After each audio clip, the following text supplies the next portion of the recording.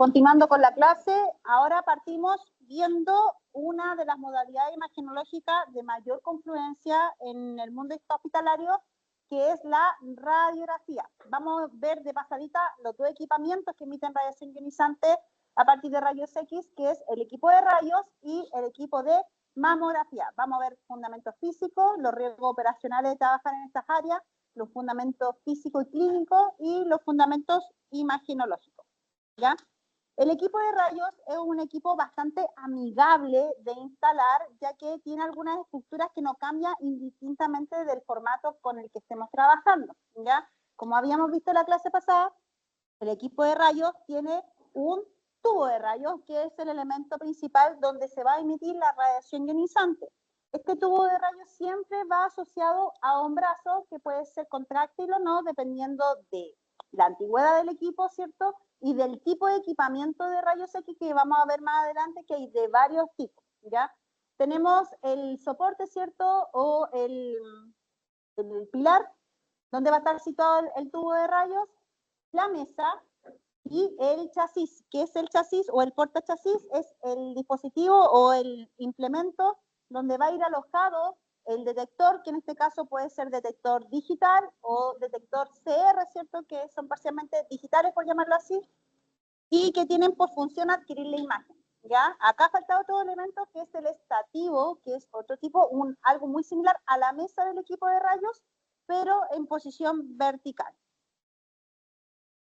Bien, en el mundo de imagenología considerarán de que nosotros somos literalmente entidades mamíferas nocturnas. Solemos estar escondidos ahí a luz oscura por lo mismo, porque necesitamos ver los centrajes que permitan poder caracterizar dónde voy a irradiar, cómo voy a irradiar y cuál va a ser la ventana de apertura de mi proceso de radiación, que es la adquisición de la imagen, ¿ya? Como les comentaba anteriormente, existen varios tipos de equipos de rayos. Los más habituales tenemos los osteopulmonares, que son el equipo que vieron anteriormente. Tenemos los equipos digestivos para hacer los enemas, ¿cierto? La histerosalpografía, que son estudios del útero, ¿cierto? Para ver función de fertilidad femenina, ¿cierto? Y tenemos los telecomandos que van en complemento con los estudios de fluoroscopía que se hacen como en intervencional, por ejemplo. Y tenemos otro tipo de arcos o otro tipo de elementos, equipamientos que son complementarios, como los arcos en C, que son equipamientos que emiten radiación y que se trabajan directamente en pabellón, en conjunto con el clínico, para poder ir viendo en tiempo real cómo se van instalando los elementos de fijación de osteosíntesis habitualmente en columna, en politrauma, por ejemplo, los elementos que están asociados directamente a techo, que aquí trabajamos directamente con los intrahospitalarios para pacientes de alta complejidad, y tenemos los más básicos que son los de columna y de techo. Bien, entonces, espero que se reproduzca esta cosa, sí, se reproduzca. El tubo de rayos habitualmente, o el equipo de rayos, como habíamos visto, habitualmente tiene dos elementos, que son la mesa y el estativo, en donde se está situando la paciente, ¿ya? El equipo de rayo, el tubo de rayo en particular, como se visualiza en este operador, es bastante amigable, sin embargo, tiene cierta resistencia y es lo que a usted le va a hacer que termine con más músculo de lo habitual, ¿ya? También tiene soportes para poner el detector. Este detector es el que se mueve, bueno, en este caso es un equipo digital, pero antiguamente las placas habitualmente se dejaban o se alojaban en este chasis, por llamarlo así, para poder alojar la placa donde vamos a irradiar finalmente nuestra imagen. También el equipo tiene un sistema detector que, dependiendo de lo antiguo o lo nuevo, lo innovador que pueda tener el equipo, hay algunos equipamientos que se van tensando entre el isocentro del estativo o el isocentro de la mesa, como se visualiza acá. Y también tenemos el campo de apertura de radiación, que esto es muy importante, porque dependiendo de la amplitud de radiación es cuánto vamos a irradiar finalmente al paciente, ¿ya? Hay algunos equipamientos, como se visualiza acá, que tienen la pantalla touch, en donde puede dar la dosificación directamente en el tubo de rayo o, en su defecto, en el comando.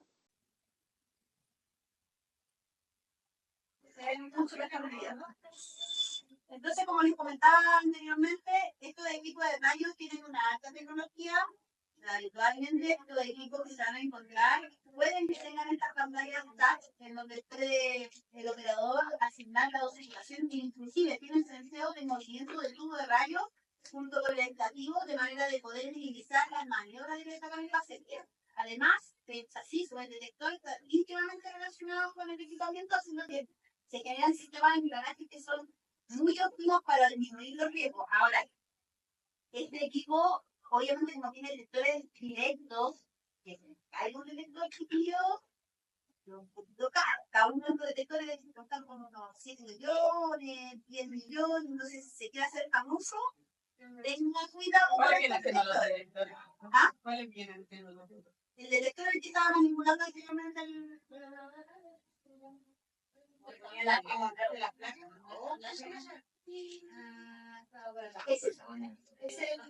Lo de adentro.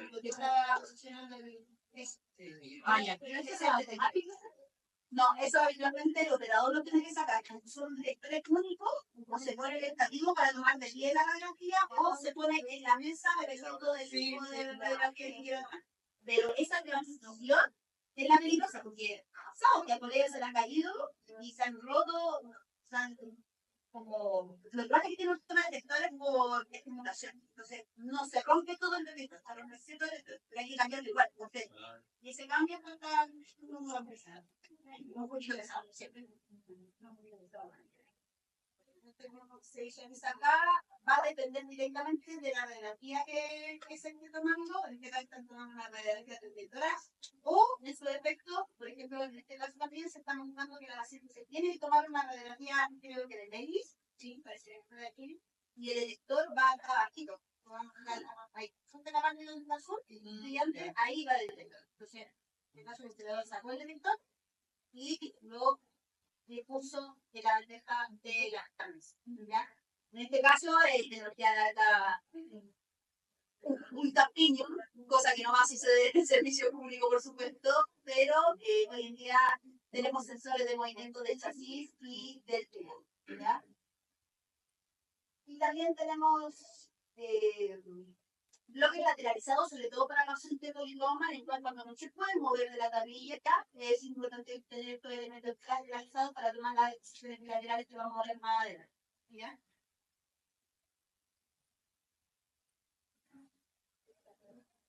Bien, acá tenemos otro tipo de equipamiento que a diferencia del anterior era de pilar determinado. Acá tenemos otro tubo, pero en este caso el movimiento de tubos es de techo. Eso significa que tenemos los rieles hidráulicos del techo y lo que logra es que un paciente politrauma, ¿cierto? Un paciente de alta complejidad, que esté intubado, que esté UCI, que tenga poca capacidad de moverse, podamos tomar la radiografía sin poner el termómetro, el movimiento del paciente y minimizar el movimiento de este, porque el paciente en sí es un paciente con...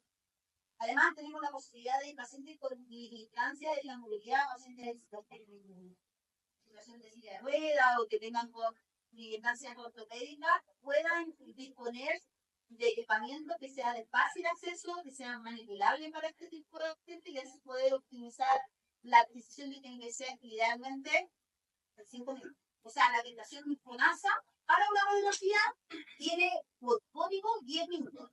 Cada uno de los exámenes tiene cierta modificación por minuto. Por ejemplo, el escáner, por codificación, se atiende cada 15 minutos. Eso quiere decir que son 5 minutos de entrada, 5 minutos de salida y 5 minutos de fondo. En resonancia es lo mismo, pero cada media hora. 5 minutos de entrada, 5 minutos de salida y 20 minutos de adquisición. Va a depender de la modalidad imaginológica con la que lo estemos comunicando. Bien, acá tenemos otro tipo de equipamiento, un equipamiento más avanzado en donde hacemos teleradiografía. Eso quiere decir que podemos tomar imágenes panorámicas. Habitualmente en este tipo de equipamiento se hacen estudios de columna total, ¿cierto? O estudios de extremidades superiores o extremidades inferiores, de manera de que el paciente solamente al disponerlo en el eje vertical, ¿cierto? De esta especie de mesa que se va a mover en este momento, uno puede tomar las distintas fotografías, en este caso la radiografía, dependiendo del segmento, y posteriormente se pueden unir este tipo de imágenes para hacer las imágenes panorámicas. ¿Para qué sirve esto habitualmente? para los estudios de quirúrgicos de escoliosis, para estudios de anomalías de extremidades inferiores o estudios en donde se requiera un flujograma macroscópico, ¿cierto? Telescópico, literalmente, que permita visualizar una anatomía completa del paciente. Y además, no solamente tenemos ese tipo de equipamiento, sino que tenemos elementos de portátiles como el tubo de rayos mortal, ¿ya? Este tubo de rayos es muy habitual en los centros hospitalarios de alta complejidad, en los centros clínicos, porque literalmente es un tubo de rayos que se transporta a las unidades como la UCI, la UTI, la coronaria, en donde nosotros nos dirigimos al lugar donde se encuentra el paciente y llevamos además nuestro equipamiento de protección personal para poder maniobrar al paciente que se encuentra en su sala, ¿cierto? En donde las dificultades de movimiento son altas, por lo tanto, es imprescindible este tipo de equipamiento para tomar los exámenes más básicos, el examen de rayo de tórax, ¿cierto? El estudio de control de catéter o algún trauma de baja dosis. ¿Y por qué es importante que sean estudios específicos? Porque este equipamiento, a diferencia de lo que hemos visto anteriormente, ocupa corriente monofásica. Quiere decir que yo necesito como un celular, como cualquier evento electrónico, ¿cierto? A cualquier sistema de corriente y el equipo debería funcionar, por lo tanto, la dosis de emisión es baja. Como están visualizando en ese video, el operador lo que hace es cubrir el detector, ¿cierto? Que es la que está poniendo detrás del paciente y además, ¿qué se puso delante a nivel del pecho del paciente, del operador? La pechera, ¿cierto? Para protegerse. Y obviamente antes de lanzar el rayo tiene que avisar a viva voz de que van a lanzar rayos para poder minimizar el impacto de la radiación con el personal de salud que se encuentra circundante. Toma la distancia pertinente, toma el rayo, verifica que se encuentre en óptimas condiciones diagnósticas y procede a retirarse. Esto lo hace el médico o lo tenemos con los técnicos. Y en la noche fuera ahí, que no lo olviden en la noche. Pero lo ideal es que vaya siempre el tecnólogo, el que va a emitir rayos, del técnico que va a ayudar como complemento para levantar al paciente, porque a veces no es tan mal. Bien. Este equipamiento que también ocupa radiación ionizante es el mamógrafo. El mamógrafo es un estudio dirigido para qué estructura anatómica, para las mamas, ¿cierto? Por lo tanto, va a tener elementos que, si bien es cierto, se parecen, pero la estructura que quieren, dada la anatomía mamal, ¿cierto? Acá tenemos el tubo de rayos, ¿cierto? Que a diferencia del otro, tiende a ser un poquito más pequeño, porque las dosis que emite este equipo son relativamente más bajas, porque obviamente la densidad mamaria no es lo mismo que la densidad ósea, ¿cierto? Tenemos un arco vascular, es cierto, que le permite a la tecnóloga o al tecnólogo que entiende el rayo darle cierta ubicuidad dependiendo de la relación mamaria que tenga la paciente. La famosa paleta reflexiva, ¿cierto? Para quienes han tomado la mamografía, que le hace literalmente un sanguchito a la mama, la rejilla para poder filtrar los rayos dependiendo del tipo de función que se esté tomando y el receptor donde va el detector de emisión. ¿Ya? Si se fijan también, vamos a tener biombos, al igual que en el tipo de rayos, las salas de rayos tienen biombos o tienen sistemas de protección que están asociados directamente a la separación entre operador y el paciente que va a recibir la radiación. ¿Y por qué necesitamos un biombo? ¿Queremos evitar que la radiación ingrese a la zona donde se encuentran los operadores? ¿Y qué vamos a encontrar acá? El área de comando, ¿cierto? El monitor y el cristal biográfico.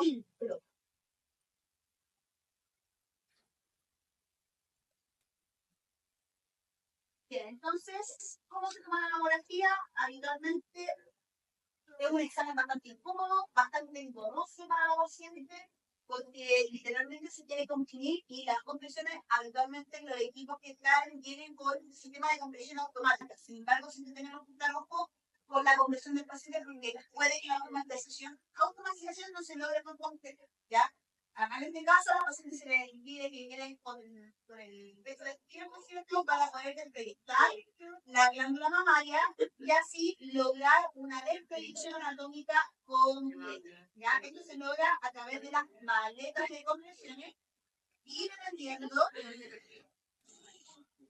dependiendo del tipo de compresión, si es con magnificación, si es con amplificación, nosotros vamos a caracterizar si existe lesiones, ¿cierto? Más la anatomía de la mama en su totalidad. Ya hay ciertos criterios imaginológicos que se tienen que cumplir de acuerdo a las características mamarias de la paciente. ¿Qué sería eso? Una neoplasia. Una lesión de forma de necesidad. ¿Qué es reduciendo el control? La lesión. ¿Cómo se la caracterización que va?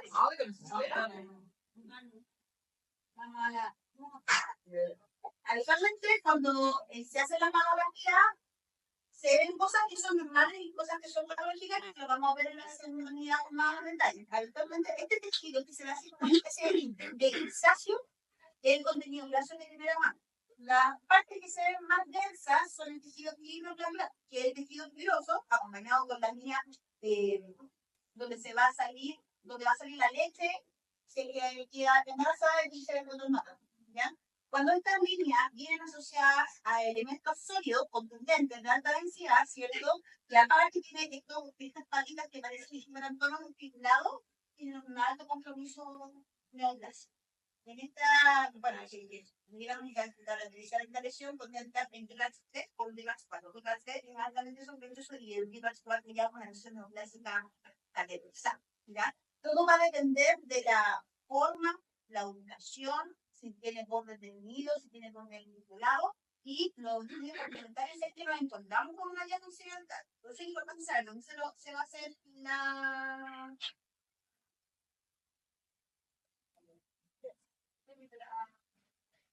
Entonces, las lesiones, dependiendo de la categorización, en la misma sesión, donde pueden hacer complementos o las estarían posteriormente para verificarse esa lesión junto con criterio de neoplasia, bueno, ¿ya? Por eso las mujeres cuando ya se encuentren en edad o tengan antecedentes de familiares de cáncer de mama, es relevante que se vayan estudiando por mamografía. Ahora, aprovechando que estamos en mamografía, ¿cuál es la edad mínima para hacerse mamografía? Ahora bajó. 25 años. Antiguamente era 40, pero por la incidencia del cáncer mamario bajamos 5 años de etarios y en aquellas pacientes jóvenes que tengan antecedentes familiares de cáncer mamario, ¿qué estudio se hace ligeramente? La mamaria, ¿cierto? Siempre y cuando tengan antecedentes de cáncer mamario.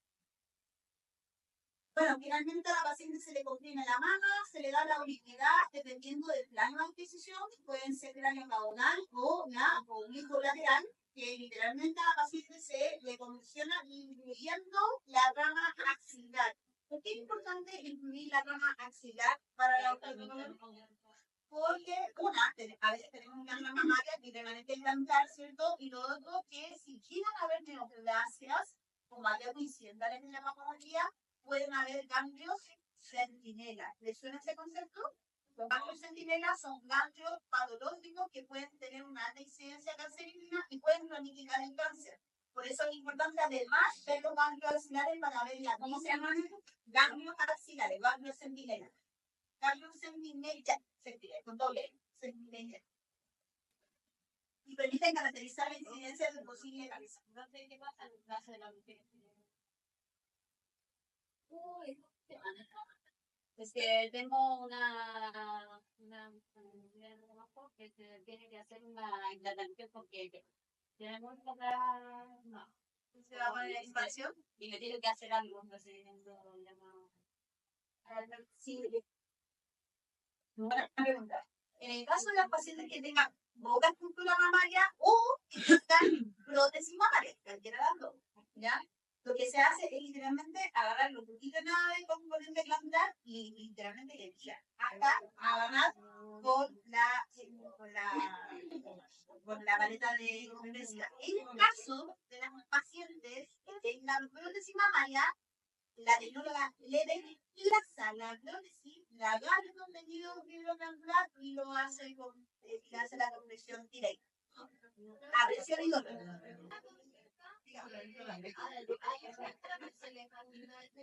Qué buena pregunta.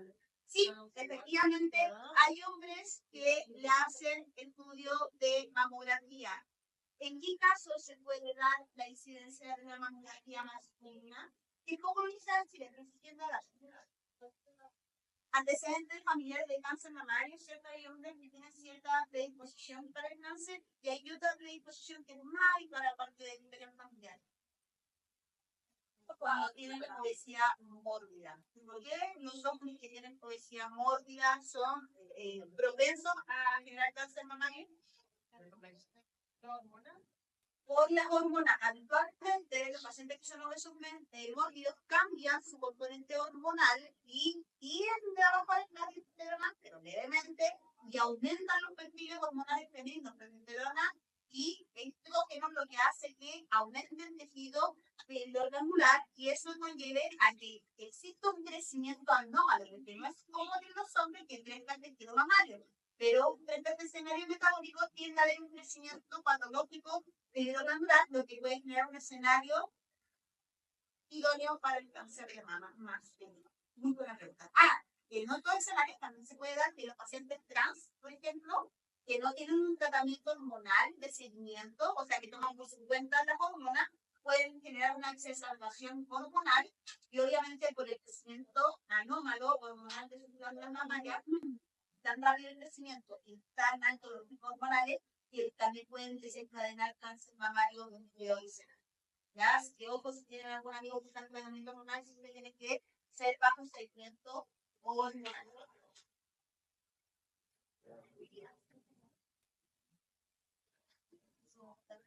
Ahora, como les comentaba anteriormente, tanto el equipo de mamografía como el equipo de radiología tienen dos formas de adquisición de imágenes, tanto en CR, que son equipos de placas portátiles con lectura posterior, o equipos de R, que son los detectores directos, ¿ya? ¿Cuál es la diferencia entre el equipo CR y el equipo DR? El equipo CR es una placa de fotoluminiscencia, eso quiere decir que tiene una placa que al recibir el rayo genera una fotoluminación y esa fotoluminación la tiene que leer posteriormente en otro equipo. O sea, saca este famoso detector del receptor de chasis, ¿cierto?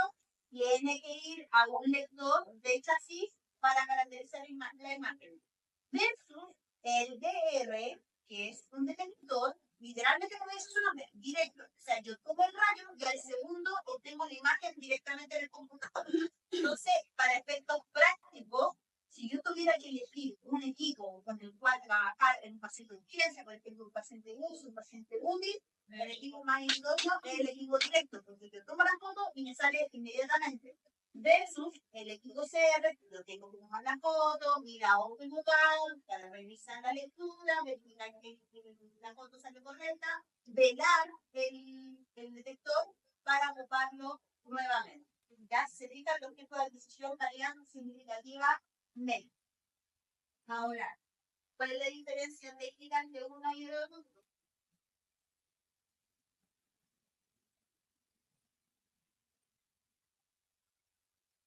Ese equipo, también ahí, es el equipo lector del CR. Eso quiere decir que el operador, una vez que ya tomó una foto, se va a otra sala, ¿cierto? Genera la identificación del paciente, por eso es importante poner los datos y construir los datos, porque suele pasar que como son sistemas más lentos, se nos vayan los datos o enrolemos de forma errónea al paciente, asignemos la estructura que estamos estudiando, en este caso extremidad superior, ¿cierto? Y la planificación, que puede ser una decisión antero-posterior, ¿cierto? O una decisión lateral. Entonces, ahora el colega lo que va a hacer es disponer el chasis, ¿cierto? En este lector, lo recepciona con un sistema de engranaje, ¿cierto? Y procede a la lectura del detector, ¿cierto? Una vez que nosotros terminamos la lectura, el equipo adquiere la imagen resultante, con mucha lentitud, por supuesto, como se les saca, sigue siendo lento, el paciente ya se murió, y sigue adquiriendo la imagen, ¿cierto?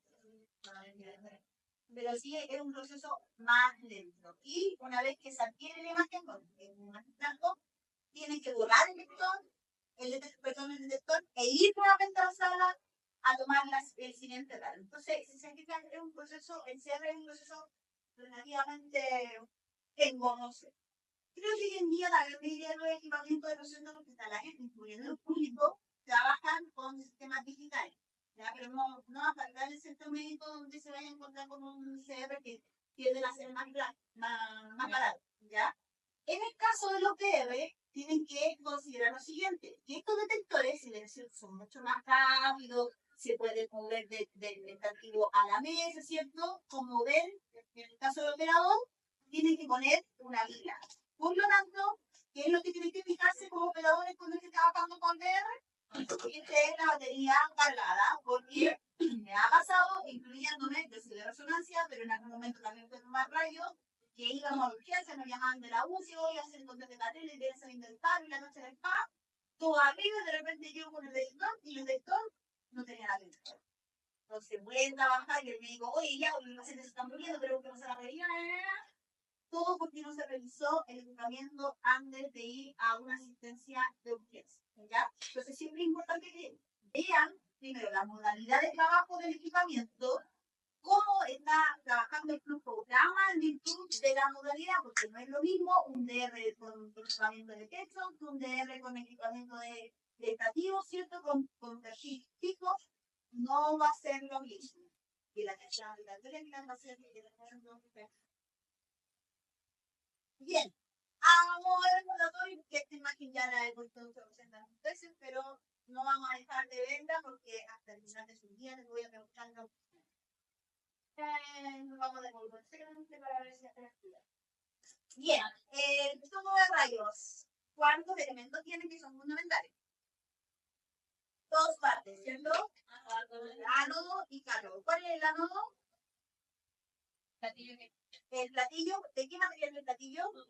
Tungsteno, ¿cierto? Y el cátodo, ¿qué función cumple? Disparar los electrones, ¿cierto? Y produce la radiación. Hay dos factores que son fundamentales para el proceso de emisión de radiación. ¿Cuáles son? Hay dos factores que son fundamentales al momento de emitir la radiación. ¿Cuáles son? Porque claro, yo se los electrones con el platillo tungsteno, ¿cierto? Y sale la radiación. Pero hay dos factores que están incluidos en este proceso, que son el KB y el Miniampere, ¿cierto? El KB va a estar directamente influenciado con la intensidad del rayo. Eso quiere decir que mientras más KB, la profundidad del rayo va a ser más profunda, ¿cierto? O sea, si le meto más KB a mi imagen, voy a irradiar más o menos al paciente. Más, ¿cierto? Y en miliampere es la cantidad de electrones que yo voy a chocar con mi tablillo de tungsteno. Eso quiere decir que mientras más electrones van chocando, la radiación debería ser mayor o menor. Mayor, ¿cierto? Entonces, el kilovoltaje entrega o controla la energía de penetración de la radiación, mientras que los electrones entregan la cantidad de fotones que van a estar interactuando con la materia. Por lo tanto, a partir de esa premisa, la exposición a los rayos va directamente influenciada en el cable y en el miliampere. Ahora, cuando nosotros emitimos rayos, ¿cierto? Se produce un fenómeno de... ¿Qué le pasa al platillo tungsteno cuando estoy tirando los rayos? Empieza a girar. Ese proceso se llama rotación del tubo de rayos. ¿Y por qué es importante esta parte? Porque a veces, igual voy a tirar su pregunta. Una, por el tema del desgaste, y dos, que a veces lo van a mandar ustedes, mientras el tecnólogo a lo mejor está firmando la bautita, está firmando el paciente, le van a pedir tira rayos, y lo primero que tiene que hacer es rodar. Cuando estemos en el laboratorio de imagen, vamos a ver que el botón donde se tira el rayo tiene dos anclajes, un primer anclaje que marca la rotación, o sea, aguardar el tubo de rayo para que la lámina de tungsteno vaya girando y después el segundo clic es el clic donde lanzo el rayo. Si yo llego y aprieto, que puedo echar el tubo y la radiación no va a salir según la dosis y exposición que indicó el tecnólogo. Entonces siempre es importante hacer los dos clics, uno para rotar y el segundo para disparar. ¿Ya? Cada vez que usted dispare, tiene que avisar. Rayo y tirador. ¿Ya? Una nomenclatura habitual.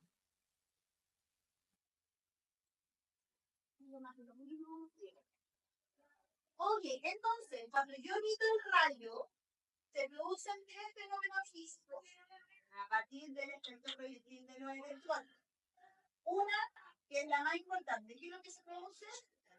Calor. El 99% del fenómeno físico que se produce dentro del tubo genera un calor residual. ¿Por qué? Porque el tubo, el radiante interno está girando constantemente, está girando electrones de forma continua, ¿cierto? Por lo tanto movimiento atómico genera radiación calórica residual. Por lo tanto, ¿debería calentarse el tubo de rayos?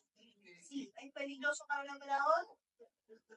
Debería ser. Por lo tanto, cuando estemos lanzando tubo de rayos, hay que evitar tocar el tubo de rayos porque probablemente esté caliente si es que hemos hecho varias adquisiciones. ¿Ya?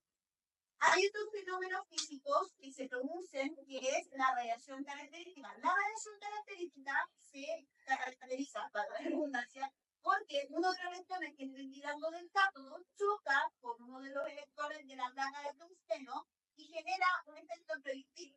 Este efecto proyectil, que saca el electrón de su orbital, genera una radiación definida, que es la radiación que me va a permitir trabajar con mi paciente. Y esa corresponde al 1% de la emisión total de radiación, sea calórica o ionizante. Hay otro tipo de radiación, que es la radiación de frenado, y se produce porque literalmente lo que hace el electrón, ¿cierto? Uno de los tantos electrones, porque hay muchos electrones que están sacando, pasa cerca del núcleo, igual que los cometas, cuando pasan cerca de la Tierra, hacen luz y se da la media vuelta y no logran tocar. Se produce lo mismo en el núcleo del átomo, pero cuando el electrón se acerca al núcleo y vuelve a salir, disminuye la energía y la velocidad de ese electrón. Esta diferencia que se produce literalmente hace que el electrón se frene, y como se frena, genera una radiación residual. Esta radiación residual se llama radiación de breakdown o radiación de frenado. Entonces, un tubo de rayos produce tres tipos de radiación. ¿Cuáles son? En base a lo que conversamos recién. La que se produce en un 99%, ¿cuál es? La calórica, ¿cierto? Después, la segunda radiación que ya habíamos dicho, la característica que corresponde al 1% de la radiación total, y la radiación de frenado que se produce por los electrones que quedan dentro del núcleo. Y se fijan acá, en esta curva, esto sale en el buchón. ¿Le manda el libro del buchón? No. Bueno, está en la biblioteca, pero se lo voy a mandar digital para que no se quede. ¿Ya? El buchón es un libro bastante interesante porque habla mucho de estas gráficas, y esta gráfica, bueno, demuestra claramente que la mayoría de rayos que se producen son radiación de frenado. O sea, los electrones proyectiles se andan literalmente por cualquier parte y se frenan, pero no se anulan. En cambio, hay un 1% de la radiación efectiva, ¿cierto?, que se produce a los 69 kilovolts, que es la radiación característica. ¿Ya? Bien, riesgos asociados a trabajar en este equipamiento. ¿Cuáles son los mayores riesgos potenciales para esta unidad? Una, la radiación, ¿cierto? Y suele pasar, de repente nos falta que el técnico está ahí afirmando al paciente y, bueno, primer día de un interno de universidad médica, tira el rayo y no lo tira bien, o el técnico está desprotegido, o no protege a la mamá, ¿cierto? Hay riesgos inminentes al ahí de los tecnólogos y de los clínicos de rayos. ¿Qué otros riesgos tenemos actualmente? Riesgos electivos, y esto, ahí tenemos un punto de foco, siempre nosotros, tanto técnicos como tecnólogos, tenemos que llegar a la sala a realizar un equipamiento para verificar que necesita cables sueltos, ¿cierto?, que necesita imperfectos en mi equipamiento. ¿Qué otro tipo de peligro tenemos en el tipo de rayos? Láser, ¿cierto? Y el láser puede generar efectos directos a nivel visual, entonces el láser lo aplicamos por los ojos abiertos del paciente. ¿Qué otro tipo de riesgo tenemos? los clínicos y los biológicos con los biológicos de los pacientes, y además con los químicos reconocidos con los que trabajamos habitualmente. Eso ya lo vimos anteriormente, eso también, ¿cierto? Y, entonces, ya sabemos que el tubo de rayos emite el 1% efectivamente para la adquisición de imagen. Y ese 1% va a interactuar con la materia de mi paciente. Teníamos qué tipo de interacción, el efecto y la formación de pares, que esto lo van a ver calentando en el lateral. Para efectos imagenológicos vamos a caracterizar estos dos elementos o estos dos fenómenos físicos. El efecto fotoeléctrico es un físico en el cual el fotón incidente, siendo el que viene del tubo de rayos, choca con un electrón de la materia y este electrón que está en mi materia, o sea, mi paciente, sale eyectado en su totalidad, ¿cierto? Saca por completo, no deja ningún rayo residual. Por lo tanto, ¿habrá rayos que llegan a mi detector o no hay rayos que llegan a mi detector? No hay rayos que llegan a mi detector, ¿cierto? Versus el efecto Compton, que es el mismo fenómeno físico, pero en vez de que se lleve la totalidad de la energía, se lleva parcialmente la energía. Por lo tanto, queda una energía residual. Y esta es la energía del fotón dispersado, la que va a llegar al detector. Por lo tanto, en base a esa premisa, nosotros podemos empezar a categorizar la imagen de acuerdo al tipo de radiación que se generó en la interacción del paciente. ¿Ya? Por lo tanto, como habíamos dicho, el efecto fotoeléctrico lo que hacía es sacar el electrón o tirar con un rayo. Por lo tanto, el tipo de imagen voy a ver en mi radiografía. Imágenes opacas o imágenes negras. Negra, ejemplos de estructuras que generan efecto con la cámara. No, el blanco. Los huesos generan mucho efecto fotoeléctrico porque absorben la energía. No dejan que pase el rayo más allá del tejido óseo. En cambio, si yo estoy a nivel pulmonar o a nivel abdominal, por ejemplo, se va a producir el efecto Compton. Eso quiere decir que llega el rayo, choca con los electrones, pero sigue emitiendo rayos hasta llegar al detector. Por lo tanto, va a haber radiación en el detector o no va a haber radiación. Sí, va a haber radiación. Por lo tanto, el efecto fotoeléctrico que va a producir radio o opacidad, el primer lenguaje radiográfico. Y el efecto Compton va a producir radio lucidez. Por lo tanto, a partir de esta premisa, hacemos la clasificación de elementos de acuerdo a la radiopacidad o la radiolucidez. En el caso del calcio, en el hueso, esto es una estructura radiopaca o radiolúcida. ¿Cómo se ve? Blanco negro. Blanco, por lo tanto, todo lo que se ve blanco es radio opaco. ¿Y qué significa que sea radio opaco? Que tiene alta densidad o baja densidad. Alta densidad. Y en el caso del aire tenemos radiolucidez. Eso quiere decir alta densidad o baja densidad. Baja densidad. Entonces, de acuerdo a la densidad de la materia que tiene mi cuerpo, se va atenuando la radiación a medida que voy aumentando la densidad de mi imagen. Que lúcido no hay algo que se nota. Lo que se ve no lo voy a negar. Pero ya nos vamos a ir acostumbrando al lenguaje radial. Ahora, poco chiquillo, hay más que la prueba que con mi imagen. Y de pasadita, chiquillo, estoy haciendo el curso de primer año, ganando poco. Por lo tanto, yo asumo que todos ustedes saben anatomía. Yo estoy pasando la anatomía. No me puedo pensar. Sin embargo, creo que sería pertinente mandarle los videos de anatomía de pronto para que revisen un poco cómo se visualizan las distintas estructuras de acuerdo a la anatomía que estén viendo escáner, rayos, resonancia con el video del primer año. ¿Ya? Bien, entonces, a partir de esta premisa, en radiografía, como la radiografía, a diferencia de otras modalidades, es una imagen que se toma en 2D, o sea, es una imagen bidimensional. Como es una imagen bidimensional, vamos a ver que hay planos que son categóricos para la radiografía. Dentro de ellos tenemos el plano básico del paciente, que igual tenemos el anterior, posterior, ¿cierto? Lateral derecho, lateral izquierdo, craneal y caudal, ¿cierto? Entonces, a partir de esta premisa de categorización, vamos a tener tres tipos de planos fundamentales en radiografía. La imagen es anteroposterior o posterior anterior. ¿De qué depende de eso? De dónde venga el rayo. O sea, el flujo de rayos hacia la frontal del paciente y después del detector significaría anteroposterior o posterior anterior. Anteroposterior, porque está el puro rayo, mi paciente y atrás el detector.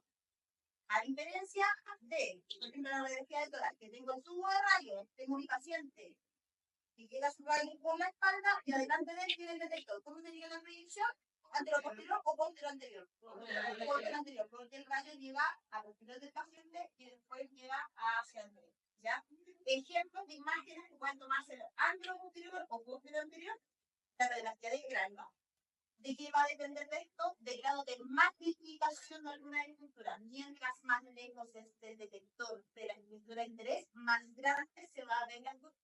¿Ya? Y eso es una investigación técnica que se produce en el mundo de la fotografía y en el mundo de la imagenología ocurre exactamente lo mismo. ¿Ya? Tenemos otras estructuras como, ¿qué estructura es esta? La rodilla. Y habitualmente la rodilla, ¿cómo se llama? Anteroposterior o posterior anterior. Anteroposterior, ¿cierto? A la tercera cuenta, ¿cierto? Y el tubo de rayo emite directo en la rodilla. Bien, tenemos otro plano complementario que es el plano lateral. Y literalmente, como dice su nombre, ponemos en posición lateralizada al paciente, ya sea en el estativo o sea en la anexo, ¿ya? Y el objetivo es demostrar en un segundo plano, bidimensional, las cualidades anatómicas de esta estructura que estamos viendo. En este caso, ¿qué estructura es? La columna lumbar, ¿cierto? ¿Cuántas vértebras tiene la columna lumbar? Ahí partamos con la prisa. Esto se lo estoy preguntando a los chicos de liberar. ¿Cuántos huesos tiene el cuerpo humano? 206. ¿Cuántas vértebras tiene la columna lumbar?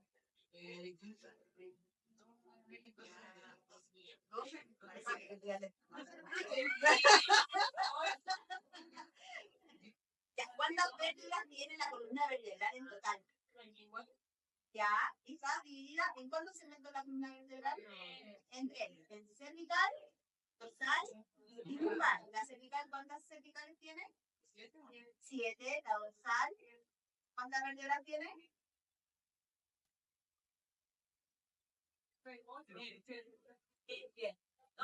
12. ¿Y la lumbar? 5, ¿cierto? ¿Y la región sacra cuántas vértebras tiene? 5. Relacionadas, ¿cierto? ¿Y sacro? ¿Y la sacro? Es el sacro. Acá tenemos la pelvis, la cadera y el sacro, ¿cierto? Acá tenemos el cuerpo vertebral. 5, 4, 3, 2, 1, 12. ¿Qué rodilla es? O sea, ¿qué estructura es? Ese hueso, ¿cómo se clasifica? ¿Qué tipo de hueso es? Porque tenemos varios tipos de hueso. Hueso largo, corto, huesos irregulares y los huesos sésamo y ¿cierto? Sí, definitivamente es bueno. Bien, y bueno, ¿qué tal? ¿Qué radiografía es? Ya la costilla, pero este para el tórax, ¿cierto? Tórax lateral, típico de los COVID y de los pacientes que tienen patología. La manito. Y eso se fijan con planos oblicuos. Utilidad de los planos oblicuos era un complemento al anteroposterior, posterior anterior, lateral, porque me permite ver estructuras que no pueden ver en otros planos previos, como la estructura ósea de las manos, ¿cierto? Los huesos del carpo, ¿cierto? O los huesos del tallo, ¿cierto? ¿Cómo se llama este grupo de huesos?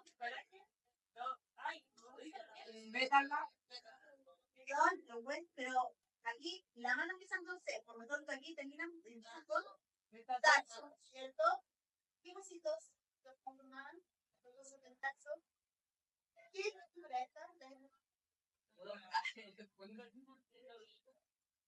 Ya, es parte del tobillo, pero...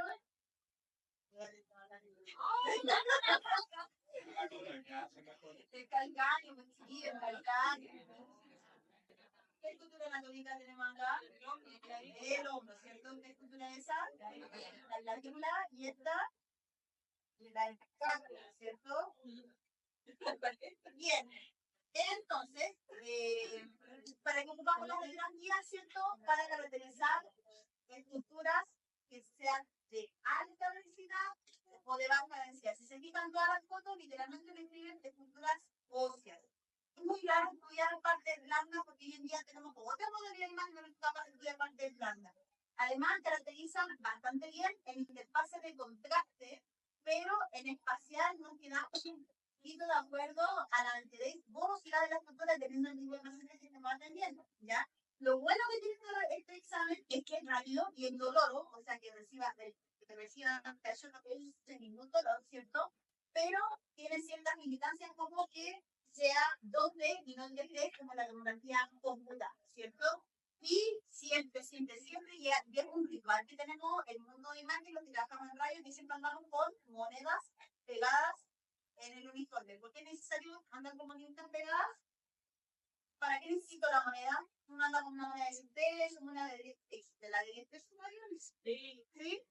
Andamos con una de 10 pesos, 50 pesos. ¿Para qué necesito una moneda en rayos? Para el animal. ¿Ah? Para el animal. No sé. Aparte, las monedas, los imanes no tienen susceptibilidad. ¿Sabían de eso? Que aquí en Chile los tecnólogos podemos entrar con plata personal, pero si estuviera en Brasil o en otros países, como tienen susceptibilidad, pueden alterarse y entrar a los campos. Porque están hechos de bronce o amistad. Y eso es una construcción de magnética. Pero ¿por qué tenemos que andar con moneda de marca? ¿Por qué necesito mandar a los pacientes? Y es importantísimo en el mundo de la tecnología.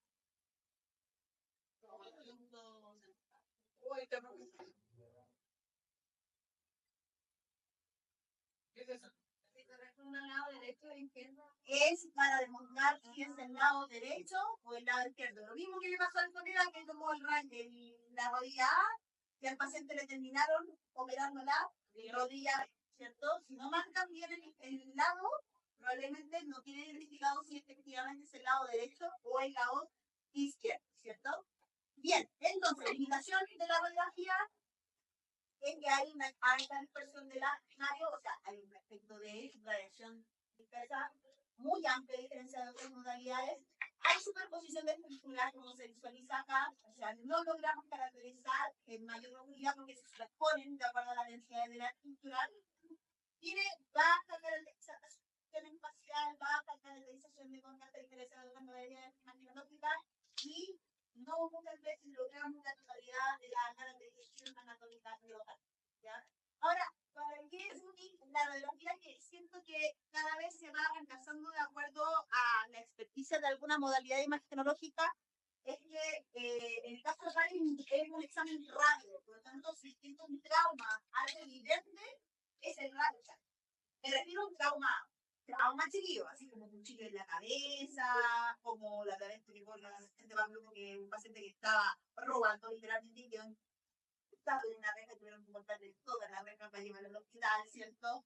O nos faltan las peleas que llegan con el cuchillo atravesado de lado a lado y llegan como si nada, o los pacientes baleados, ¿cierto? El primer método de estudio rayos, porque no produce los artefactos que sí produce la tomografía computada, menos lenta de ayudar al resultado, menos. Si por ejemplo, toman cosas también típico los niños que se tragan las monedas, que se tragan los billetes y generan un curso de la vía aérea. El primer estudio que le hacen por el tratamiento aéreo, que es producto de objetos extraños, es la carestía de touch. De hecho, al paciente se le quiere inspirar dentro de lo que puede, que inspirar de la inspiración se ve el tratamiento aéreo, para ver si tiene clínica, ¿ya?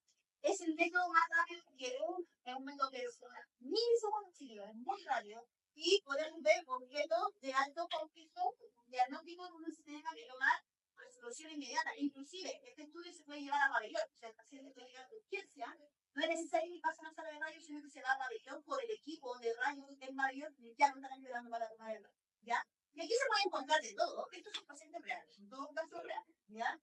Pacientes con parines, ¿en qué? Pero, ¿en qué? Porque llegó con esa mala idea. Típicos pacientes pediátricos que se tragan moneditas, ¿cierto? Y generan acabamiento aéreo. Estudios quirúrgicos para la internación de externos, perdón, controles quirúrgicos, controles pediátricos, ¿cierto? Controles cardíacos para los estén aórticos, instalación de marcapasos, algunos objetos extraños, objetos extraños, objetos extraños, pueden que el papel se trató un paciente que se había puesto por una zona donde no se tiene que agregar desodorante. Sin embargo, luego se filtró una foto del rayo de un paciente que había fumado un desodorante en una ubicación habitada donde no debería entrar un desodorante y era un accidente. ¿Cierto? Tenemos los clips quirúrgicos de vesículas, ¿cierto? Presencia de tumores que a veces se logra ver por el y estudios control de otros elementos de síntesis como las fracturas, típicos, ¿cierto? Fracturas varias, objetos extraños, ¿cierto? Controles quirúrgicos de elementos de síntesis, tumores, después de nuestro sarcoma, que es la incursión del tejido óseo, y nos falta ahí los accidentes varios, ¿cierto? En el caso de la mamografía, no queda ajena a las cualidades imagenológicas que tiene la radiografía. En este caso, la mamografía, a diferencia de la radiografía, es una lectura de menos densidad que una grama ósea, por ejemplo, y que además necesito incluir algunos segmentos anatómicos como la capa muscular interna pectoral, ¿cierto? Y, por lo tanto, requieren menos dosificación. De cualquiera de los escenarios tiene la misma cualidad. Es una imagen bidimensional. Hay dos proyecciones que son obligatorias en mamografía, que tenemos la cráneo-caudal, derecha e izquierda, ¿cierto? Y tenemos la oblicua media lateral. Significa que se toma el eje largo de la glándula mamaria, ¿cierto? E incluye parte de la rama muscular, tanto de la mama derecha como de la mama izquierda. ¿Ya? Esta siempre tiene que ser lo más simétrica posible para hacer las comparaciones anatómicas bilaterales y así poder caracterizar mejor el tejido glandular. Y estas, al igual que los estudios de resonancia, tienen una categorización que es la categorización BIRAX. BIRAX para radiografía, mamografía y BIRAX resonancia. ¿Ya? Y esta también la pregunto, hablamos muy general, que son los estadios que nosotros podemos encontrar de hallazgo imagenológico de malignidad o de sospecha de malignidad que puedan tener la resistencia que hay pesquisas incidentales, ¿ya? Habitualmente, como les comentaba a su compañera cuando hizo la pregunta, la categorización VIRAS es la categorización de alto riesgo dependiendo de qué tan grande sea la lesión, si tiene contenido titular, ¿cierto? Si contenido sólido de alta densidad de la compresión a la magnificación, ¿cierto? O si son estudios concluyentes, si son manejos complementarios como la ecografía mamaria o su efecto de la resonancia magnética. Dudas, consultas.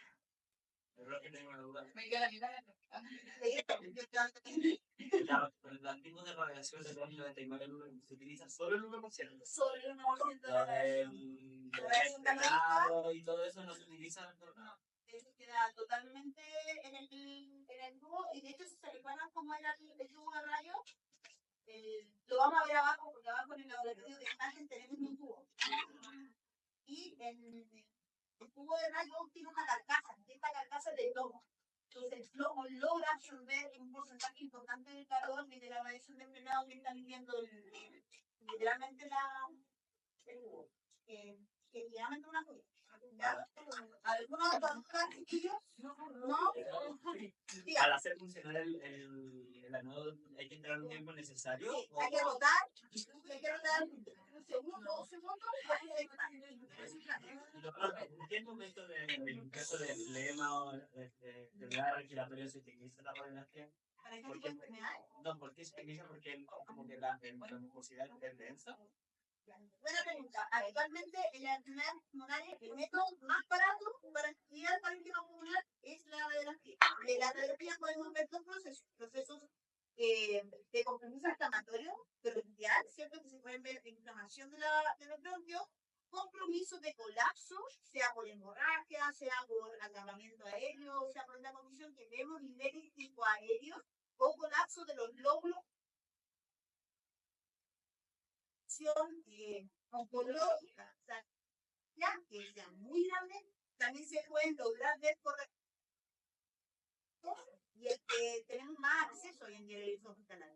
Solamente por eso. Ahora, la gran mayoría de las enfermedades hoy en día como se salta un poco la radiología, no todas las patologías, y se salta al escáner, porque el escáner es tridimensional, se pueden ver en todos los planos, mirar la resolución.